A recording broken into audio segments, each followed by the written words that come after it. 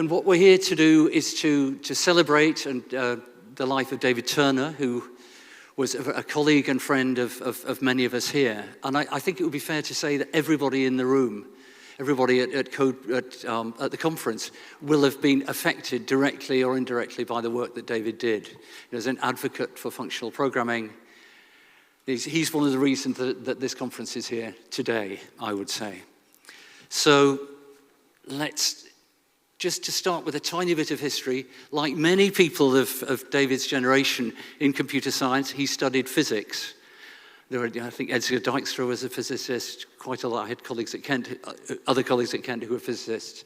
And then he saw the light and did a DPhil with Christopher Strachey, who was at that time working on the foundations of denotational semantics with Dana Scott. And I think one way of looking at denotational semantics is that Dana Scott was there to do the domain theory, but Christopher Strachey was there to think about how computation worked in terms of typed functional programs. If you look at the books about denotational semantics, I think there's a big influence there from Christopher Strachey.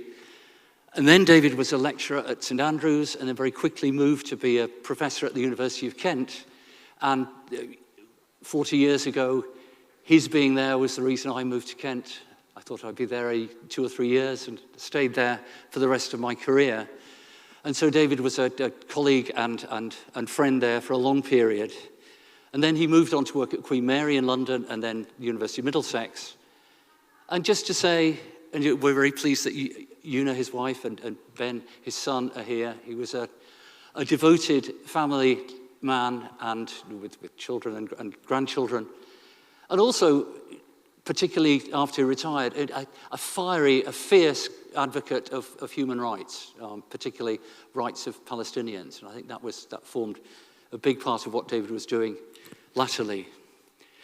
And I just wanted to say 4 different things that I would see as his legacy, 4 distinct areas. And then Leonard is going to talk more about one of them. Jeremy is going to talk more about another one. But I think, first of all, he was a language designer par excellence. He designed 3 languages: Sassel, St Andrews Symbolic Language, KRC for Kent Recursive Calculator, and Miranda. And without Miranda, we would have had no Haskell. I think we would have had no Clean, as Linus was saying. And having one person's vision behind that meant that a language was both simple and elegant. There was only one way of doing things in Miranda. And I think it wasn't that functional programming wasn't there at all before, but one of the ways I think Miranda was characterized is it's almost the antithesis of what was there in Lisp. The syntax was clean and readable. It didn't have gazillions of parentheses. And it thought in terms of types. It didn't have eval. It wasn't circular in that sense. It thought in terms of values and how those values were transformed. And I think put types at the heart of that. And it's very nice, Miranda had a huge influence. Many people learned Miranda. And just latterly, Barbara was saying that David gave a lightning talk here perhaps 5 years ago when he open sourced Miranda. That was the place he announced it was at a Lambda Days lightning talk. So he did that language design for which I think you can see the impact of Miranda in its successors. But also he looked at how you implement. He wasn't just thinking about designing languages, but also about how to implement them. And he did, it's incidentally the centenary of the publication of the paper by Mersey Schoenfinkel on combinators for expressing functions in the foundations of logic, I think the title goes. And this was particular. David worked on the Miranda implementation. Leonard will say a lot more about this in a few minutes. But this was a time when there was anxiety around what was called the von Neumann bottleneck. People thought in the early, mid-1980s, computers were not going to be able to get any faster. Well, history, don't try and predict technology, right? But there was the idea that von Neumann bottleneck was getting in the way of A, of elegance of programming, but B, in terms of languages getting faster and more efficient. And so people were looking for new architectures to build computers. And David did some very groundbreaking work with Burroughs. They had an Austin research center. And what he was looking at there was supporting combinators in hardware using microcode. And so that was but as we know, the history of hardware moved in a different direction. But it meant that David had a long-term link with the University of Texas at Austin. And one of the events that, I don't know how visible this is going to be, one of the events that University of Texas held in 1987 was a year of programming. And they ran institutes through the year. And one of those was about functional programming. And you may be able to spot two people in the room on that. I'm lurking at the back somewhere. But there's a very youthful John Hughes there on the front row next to David. And to David's right is Edgar Dijkstra, because this was to celebrate Edgar Dijkstra getting the chair in Austin. And Tony Hoare is in the middle. You can see him there. So it was quite an august occasion. And yeah, no, interesting. Seeing Samson Abramsky explaining line by line how denotational semantics worked to Edgar Dijkstra was an interesting occasion. But yeah, but that was David had a long-standing link with Austin. I thought it was nice to show that picture. I think the other thing that I learned when I first came across David's work was that the emphasis he put on reasoning. And this is a chapter, one of his more expository papers about functional programming, recursion equations as a programming language. And again, in the 80s, there was this idea of a software crisis. Software wasn't doing what it should be doing. We needed a new approach. And putting correctness at the heart of this was a way of doing that. And I think being able to view a program as a set of equations was one very, very clear and very powerful statement of that approach. And of course, if you want to do that, that leads very directly to having non-strict evaluation rather than strict evaluation. So hence, that being complemented in Miranda being a lazy language. So there was that strand to his work, and that fed into, we had a fascinating seminar in the late 80s in Kent looking at Martin Löw's type theory. And David, characteristically, kind of got to the heart of what was good about it, but also what was slightly not so good. You know, what were the deficiencies?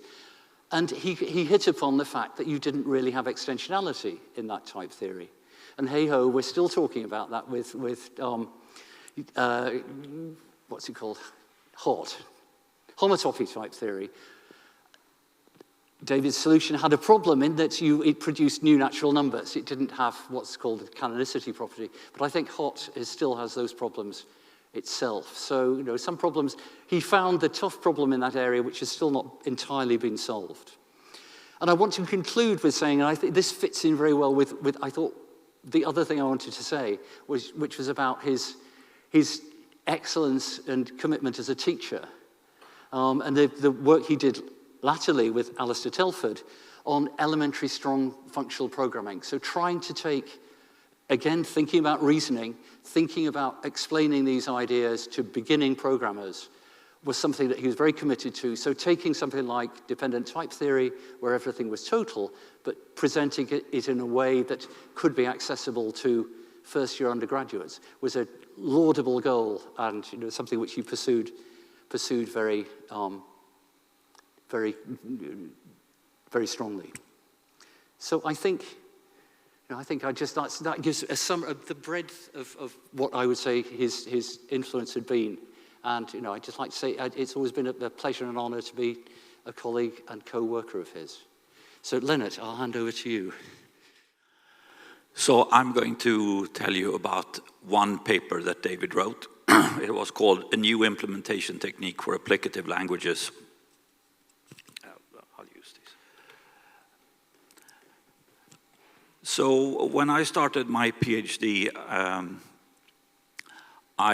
one of the first things, we had a course on denotational semantics, And to make it a little more practical, we did exercises using Sassel that David Turner had made.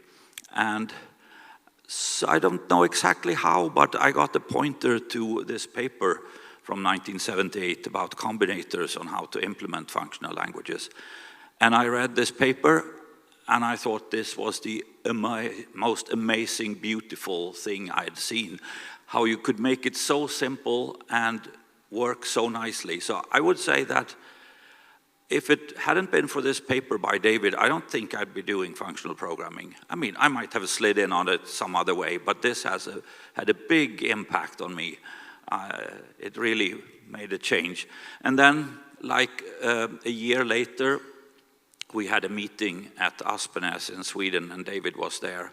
And I remember being out on a walk with David, and my colleague Thomas Jonsson asked him, so what do you think if we could make something bigger than combinators, make a whole combinator for a function? And David sort of, yeah, that sounds like a good idea. And that's kind of what Thomas and I did for our PhD. So he was there saying yes when it was a good thing to say. But I'm going to tell you about this paper. So I don't know if I'm just preaching to the choir here, if everyone already knows the lambda calculus. So, but the lambda calculus underlies all functional languages. So if you can know how to run the lambda calculus, you can run functional languages. So it only has 3 constructs: abstraction, applications, and variables. And it only has 1 reduction rule. But implementing it is tricky because you need to worry about these variables. They are a nuisance, and especially in the simple example I have here, foo. So you compute factorial of n, and that's y, and then you return a function here, and that function has a y in it.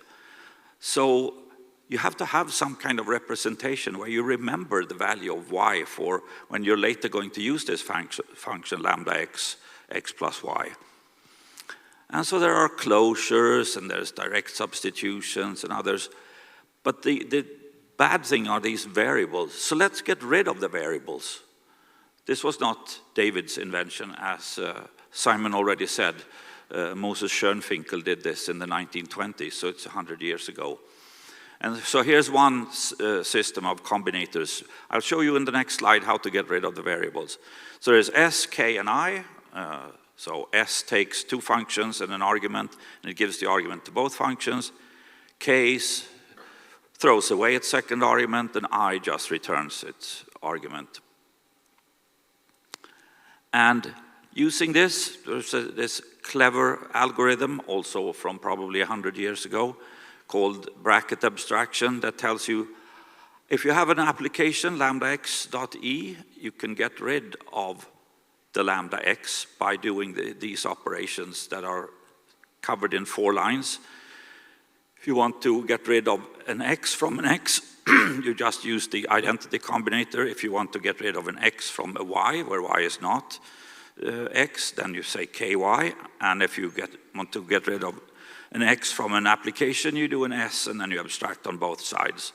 And if you run into a lambda, you first remove the one variable and then the next. If you do this to lambda expressions, there are no longer any bound variables. So all the problems with variables are just gone. Yeah, here's some example. And there's some more combinators, and some of them invented by David. And it's important to have these extra ones, because otherwise you see this lambda x, lambda y, a, y, x turns into that long string of combinators if you do nothing. But if you're a little bit clever and have some more combinators, it turns into that simple thing there. And you need some rules for numbers, because you probably want to have numbers. Representing numbers as lambda terms is kind of slow. So the other key ingredients for making things fast is to not treat things as strings, because if you look at this, I want to multiply x by x, and x is this adding 2 and 3. So if you just do the substitution, then you will end up doing add 2, 3 twice, and that's not great. So you want to have graph reductions. You want to represent terms as graphs rather than strings. And then you can use the fact that you've reduced something in one place, it affects all other places too. So I don't think I will go through these things in any detail because I don't have so much time, but these are, the graph transformations you need to do. It's not very complicated. You tweak around some pointers, if you have pointers. Here's an example. The key thing here is that these were sort of two very different ideas from different areas. Combinators invented a long time ago in logic. And then graph reduction, well, that's part of computer science. And David realized that, oh, we can combine these two. We can use these strange combinators from logic to actually put them into a functional program and sort of use that as the execution mechanism. And I thought that was an absolutely brilliant insight that you could do this.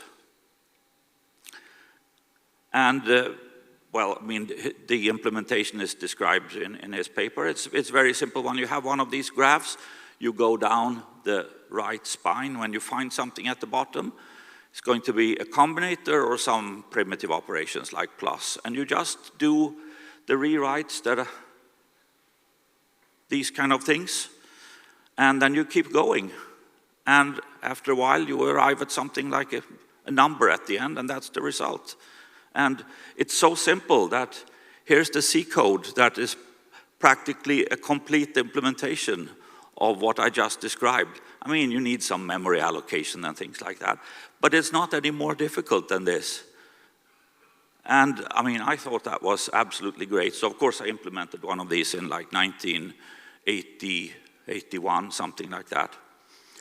But I also did it again last year because someone sort of, I heard a talk that said, oh, combinators, it's sort of old-fashioned, they don't really work. And I thought, no, they are excellent. And they're still excellent. So I wrote a little Haskell compiler that compiles to combinators. So it's about 10 times slower than GHC, but the binaries are 100 times smaller than the GHC binaries. And they can run on extremely simple devices with very small runtime systems. And to show you this,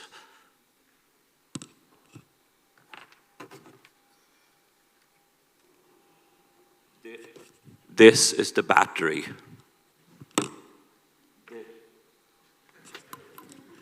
This is the computer.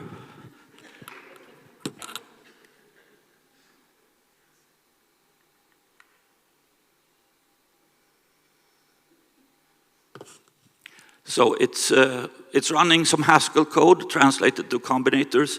And if you know Morse code, it's signaling micro HS in Morse code, and it switches colors between every character to make it a bit more fun. So I just wish that David had still been around so he could see that his cool combinator stuff, it's still really cool. And that's it. I heard a bit about David Turner, and as Simon said, he was extremely influential in what he did and the ideas he advertised and supported, not so much that he originated them. So Leonard's just been talking about combinators. That's obviously a very old idea that predated David.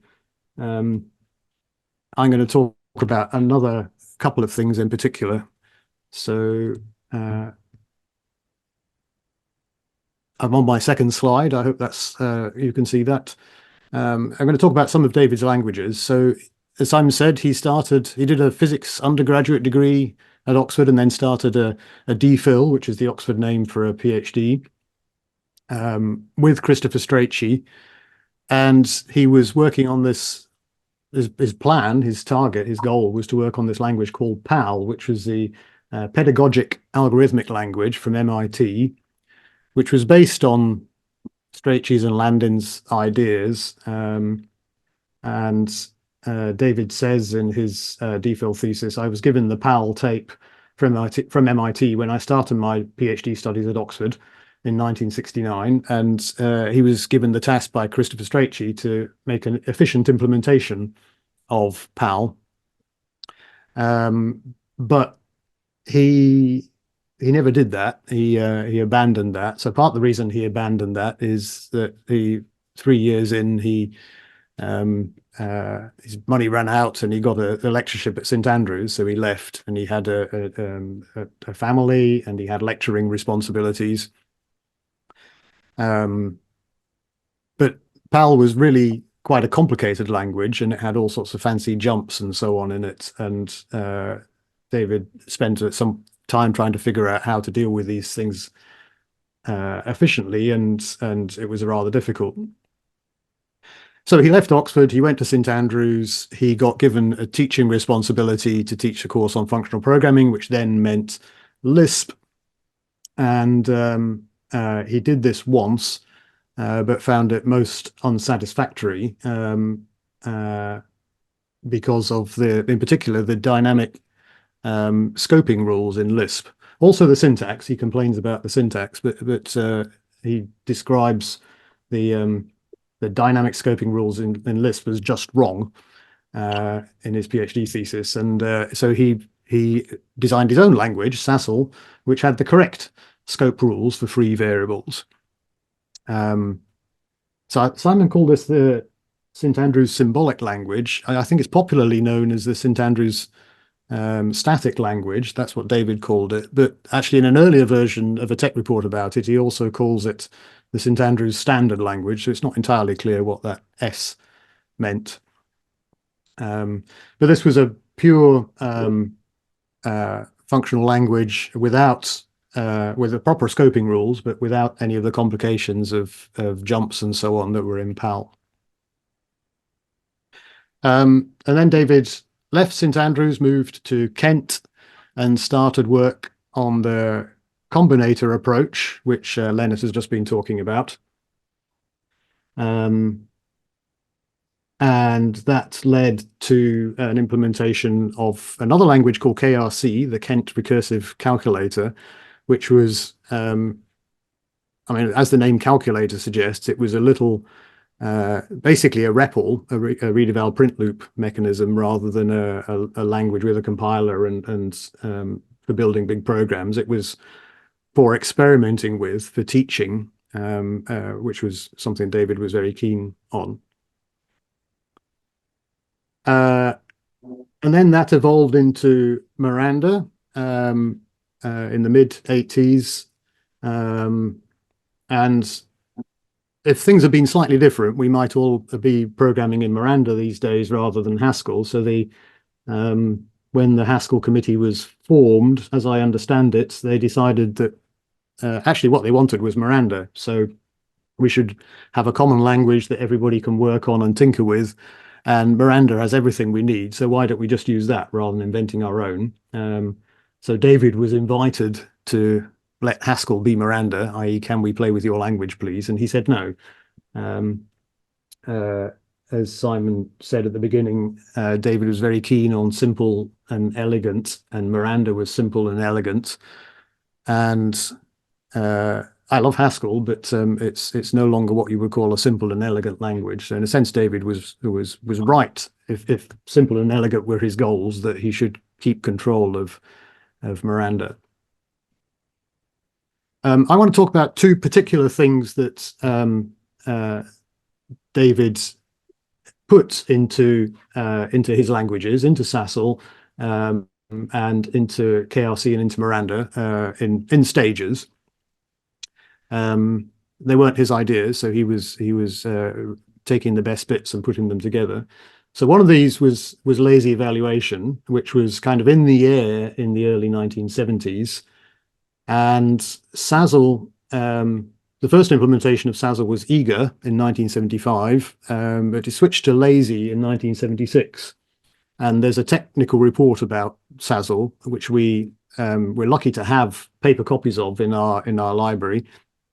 I insisted that the librarians don't throw these paper copies of things away.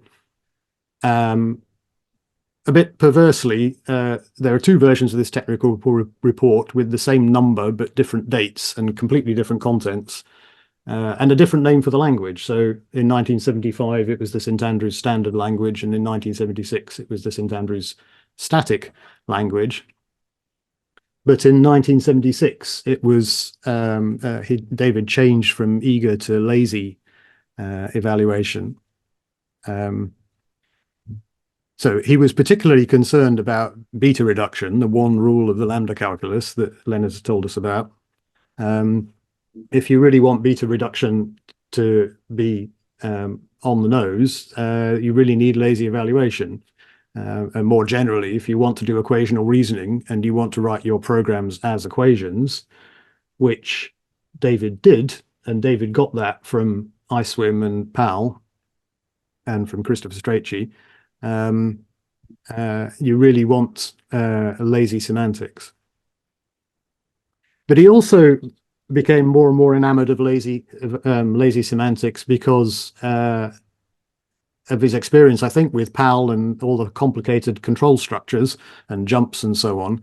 And he was coming to conclude that with lazy evaluation, you didn't need any of that. You didn't need coroutines. You didn't need backtracking. These can all be simulated perfectly well just with lazy evaluation. So you can get rid of a whole bunch of complicated stuff with just this one feature.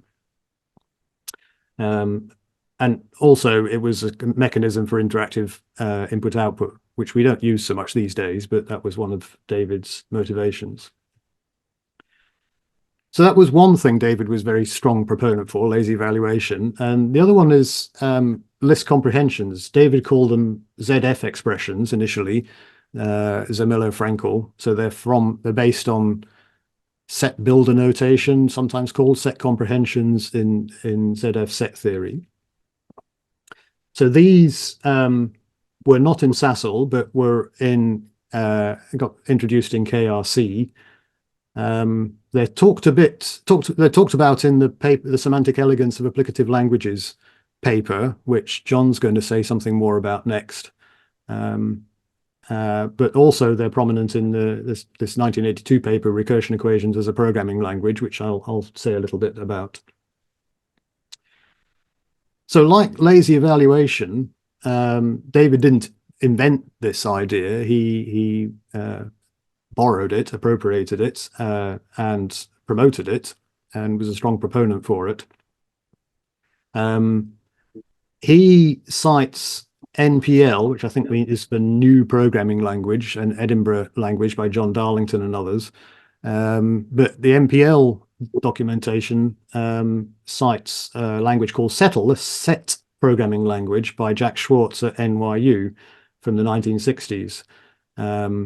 So Settle gave you sets as a primitive type, and of course then it's very attractive to give you set comprehensions as a primitive operation as well.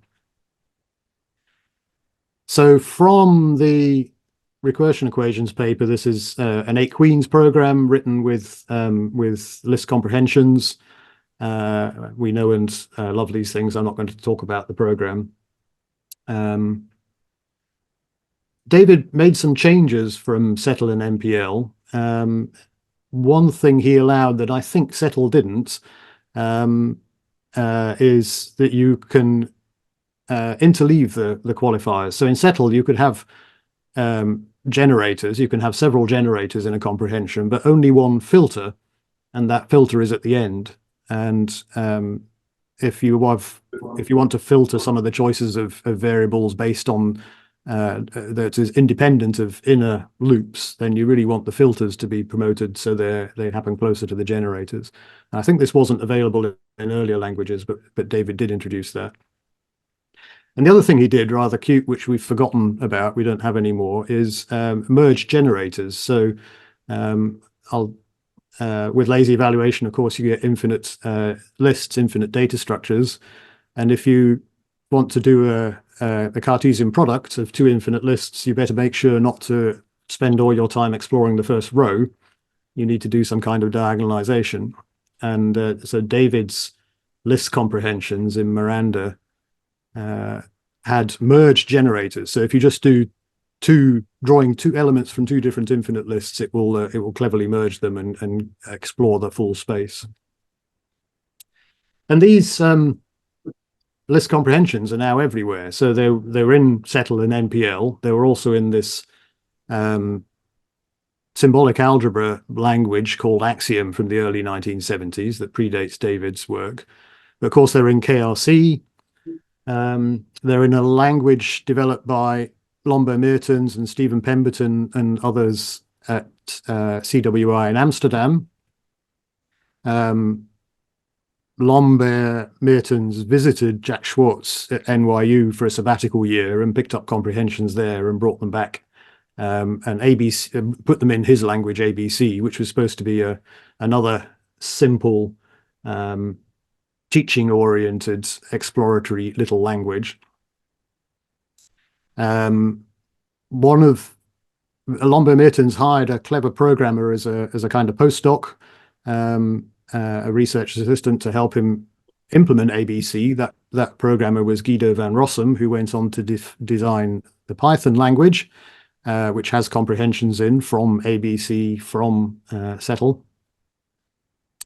Of course, there's Miranda and Haskell, language integrated query, and hence F# and C#, and many other functionally inspired or functionally friendly, functionally adjacent languages have list comprehensions too. So my last thing I want to talk about is, so David was a strong proponent of these things and very careful about thinking about examples for showing the benefits. And he has this program in the technical reports. This is the 1976 version of the technical report about Sazzle. So he's got infinite lists because he's got lazy evaluation. And then he can say, well, one of the nice things you can do with this is you can implement the primes, the list of all the primes, by a sieving method. And this is the scan from the 1975 technical report. This is, he rewrote it. So the Sazzle didn't have list comprehensions in, but KRC and Miranda did. So this is the KRC program doing the same thing. So rather than having to write a filter, you can now do the recursive call with a list comprehension, and you can do the generator with a list comprehension as well. Well, a list constructor. So this is in KRC, and this is the corresponding thing in modern Haskell, in case that's easier for you to read. And this is a very popular program because it's a very short way of defining the prime numbers. It's a very compellingly clear, but also surprising, because it's surprising that you can make it so short, and it's surprising the way it works in a sense because it's circular, because the way it's recursive. Looks like it might not be productive, but it turns out to be productive. The only problem with this program is that it's not, in fact, the sieve of Eratosthenes. And there's a nice paper, a lovely paper by Melissa O'Neill in the Journal of Functional Programming, explaining why it's not and what is. And I've been thinking and writing about this recently. I don't have time to tell all the story, so you should read Melissa O'Neill's paper, because it's a very, very nice paper. To do the genuine sieve, you need something more complicated than lists. Melissa O'Neill argues that we're too quick to jump to lists, and what we really need is some kind of priority queues instead. And here's how to do it using priority queues. She submitted it to JFP. Richard Bird was the handling editor. Richard, I infer, made a comment as the editor back to Melissa O'Neill and said, yeah, I take your point about priority queues, that's fine, but you can just do it with lists. And here's how to do it with clever, lazy, circular program using only lists. And that's in it's at the end of Melissa O'Neill's paper, and it appears again in Richard's book, Thinking Functionally with Haskell. And the thing that's been bugging me is that showing that this program actually works. So thinking functionally has exercises, the exercises have solutions. One of the exercises is to prove that this program for generating the primes, the genuine sieve but with lists, prove that it actually works. And the exercise solution is a hint to how to prove it, and it's just wrong. I've inherited the errata for the book. Somebody wrote to me and said this can't be right, and Francisco Lieberich is his name, and he's correct. It can't be right. What should it be? And the problem is not so much whether the things it generates are primes or the things that it leaves out are composites. It's the question is whether it's productive or not. And this gets back to Simon's final point about total functional programming. So David liked lazy functional programming, but if you're really going to think of these programs as equations, then you really want to get rid of the undefines and be programming in a total or an elementary strong functional programming language. And I still think we don't know quite how to do that. So I think there's still work to be done. That's all I have to say. I'm going to stop there and hand over to John. 44 years ago, I was a fresh doctoral student, and I really didn't know what I was doing. But luckily, in my first term, I read this paper.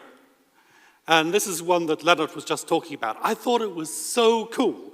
One of the things I thought was very cool about it was that David pointed out that some compiler optimizations, like lifting invariant expressions out of loops, just dropped out for free from this implementation method. And I thought that was so great. But there were a couple of things I thought I could improve on. And luckily I was right, so I did that. And that turned into my first paper, and in the end, the bulk of my thesis. So that most of my thesis work was directly inspired by David here. After a few months, I was lucky enough to meet the man himself. He was lecturing at a summer school in Newcastle in the summer of 1981. I went to that. David was talking about his new language, KRC, and in particular, he was showing all the benefits of programming using lazy evaluation. And I thought that was so cool as well. I had a lazy functional language of my own, of course.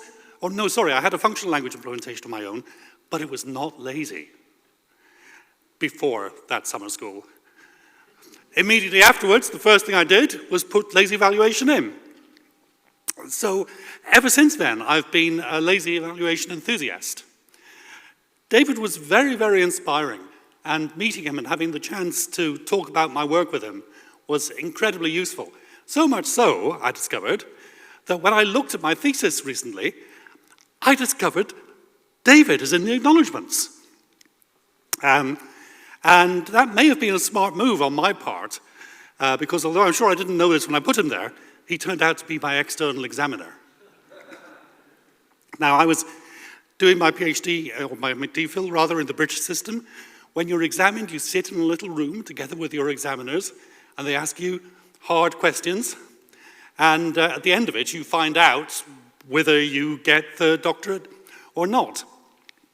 Anyway, so I was sitting in this little room with David and Richard Bird, and they started off treating me very nicely. They asked me some easy questions to put me at my ease. And then, and I will never forget this, David said, "And what is this monstrosity on page 11? I thought, what? Monstrosity? So I turned to page 11 where I had written occurrences. And for those of you who are not English speakers, this is not the way you spell occurrences. And I realized in that moment that I was going to have to make some corrections to my thesis. Anyway, I thought I would quickly remind you of one or two of David's contributions. One of them was nested pattern matching. Here's a line of code in Sassel. You can look at it, it's very obvious what it does. It swaps B and C in this data structure. But actually, PAL had pattern matching on pairs, but you couldn't nest them on the left-hand side. And David realized there was no reason not to do that, so he put that into Sassel. Now you might look at this and you might think, this is very simple code. What's the big deal? Here's what the same code looks like in Lisp. Now you can see what the big deal was, right? David made it so much simpler. Something else, David was the one who realized that you could add guards to equations. So his languages were the first to do that. Jeremy already talked about list comprehensions, which David didn't invent, but certainly popularized by putting in all his languages.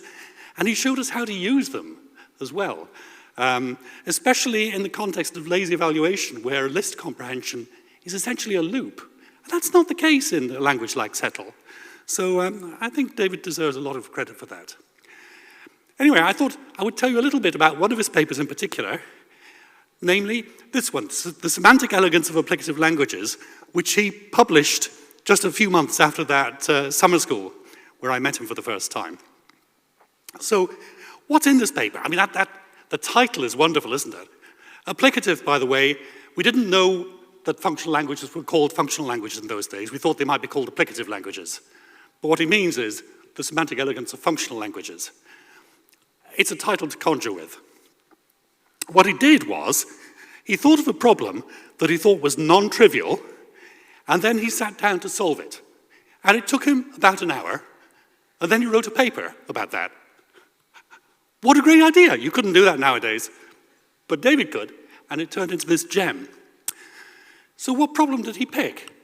He picked enumerating paraffin molecules. Now, if you think back to your school days, you may have studied organic chemistry, in which case you will remember these things. They're molecules made just from carbon and hydrogen atoms with no double bonds. So there's a whole family of these chemicals, and they're classified by the number of carbon atoms. The lightest one is methane with 1 atom. Then there's ethane with 2 carbon atoms, propane with 3. But when we come to 4, there are 2 ways to arrange those atoms. So there are 2 slightly different paraffins, normal butane and isobutane. And when it comes to 5, there are 3 forms of pentane. So if you had 6, how many would there be? Not immediately obvious, is it? So David wrote a program to enumerate all of the paraffins. Here it is. That's his entire code. I'm not going to go through it in detail, but I'm going to show you what happens when you run it. There we are. Here's the output and the representation David chose. First line is methane, then ethane, then propane. Then, as you can see, 2 lines the same length. That's butane and isobutane. 3 forms of pentane, 5 forms of hexane. And it would run forever and produce as many molecules as you wanted. Let me just pick a few fragments from that program to look at. Here are some of the functions in there. This is to do with recognizing when 2 molecules are the same, so it would transform molecules into equivalent forms. Look, here's the pattern matching and the nested pattern matching that makes this code so easy to read. Here's the guard that David used that also made that clause very easy to read. Here's all of the code again. Here are the list comprehensions. Right? This example is full of the techniques that David was teaching us about. And I just want to show you one more technique that's in this code. This code is the heart of the program. And if you look at that last function definition, genpara, that is generating all paraffin radicals with n carbon molecules. And the way it does it is by picking off 1 molecule and then making 3 recursive calls to generate the 3 parts that are attached to that carbon. So you can see genpara of n is using a list comprehension here, and it's constructing ij and implicitly k, which add up to n minus 1, and it's making 3 recursive calls and then making a list of all possible paraffin molecules that way. But while this worked, it was horribly slow. Why? Because that's exponential time right there. Right? 1 call of genpara n would make 3 calls with smaller arguments. Unless you memorize the function. And that is what is happening here. Okay, those were the 3 recursive calls. The yellow bit, this is the memorization. Look at paralist. Paralist maps genpara over the infinite list of numbers. So it makes an infinite lazy list with all of the paraffin molecules in it. And what the para function that is actually used in the recursive calls does is just indexed into that list. So as a result, for each n, the paraffin molecules of size n were computed only once. It's memoization by lazy evaluation. And that trick is used to this day. If you look at the most popular memoization library for Haskell, it works using exactly the same technique.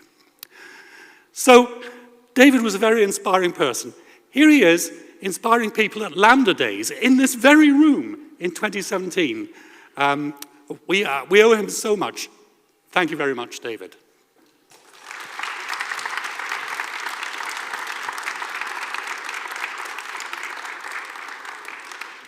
Do we have any time for questions? I think so. Okay, so we have only a little time. Feel free to ask questions to any of us, or if anybody would like to share their own memories of David now, this would be a good time to do so.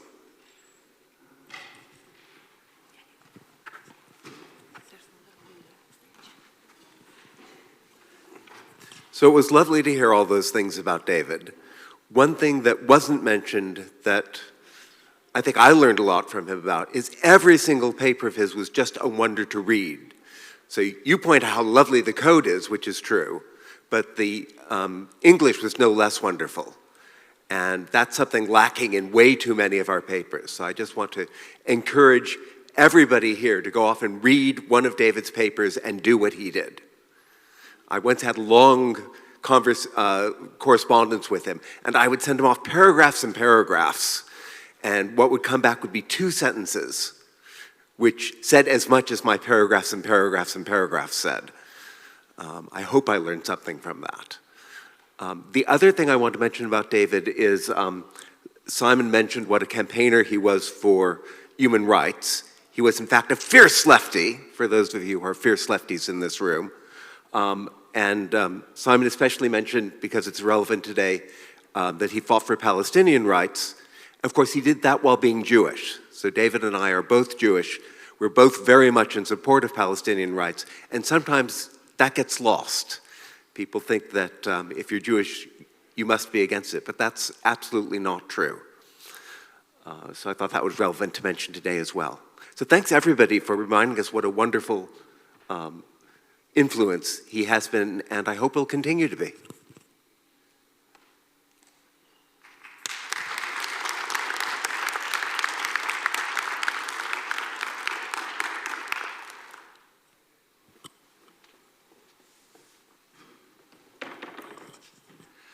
Just on the subject of clarity of his papers, Miranda was the first language I learned when I was an undergrad. And if I remember correctly, it was the first indentation-sensitive language I used. And that seems to be one feature that has been subsequently not forgotten until Python. But it also contributes to Phil's point, I think, about just showing you the essence of the program as quickly as possible without getting distracted by lots of syntactic things. So is there an element of taste that's been lost in subsequent languages with all these complicated syntaxes that perhaps David pioneered?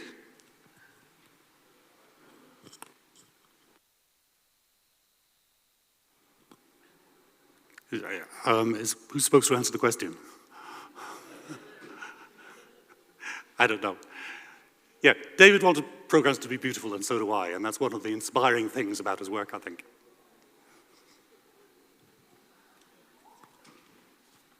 Okay, should we draw to a close? Okay, so thank you. Well, let's thank David again.